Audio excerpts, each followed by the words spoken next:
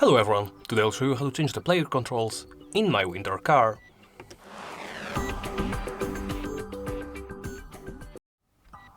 First open the settings menu by pressing the escape key, then go to player controls. Here you can change the assigned player controls by pressing next to the control you want to change and then hitting the key you want to assign. I'll go with W. As you can see, you can change the backwards, left, right, use object, jump, run, driving mode, zoom, crouch, reach, lean right, swear, gestures, hit, push, finger, urinate, hit, hitchhike, smoking and wristwatch. Under other player controls you can change the hand mode and the car tool mode.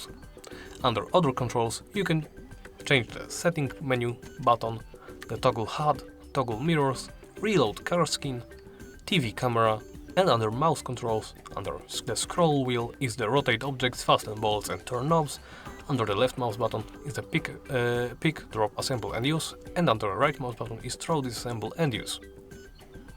Under mouse settings you can invert the mouse input and change the mouse sensitivity in X and Y axis from 0 to 100. After you make changes, of course, press the resume button and you are ready to play. Thank you for watching and please remember to like, comment and subscribe.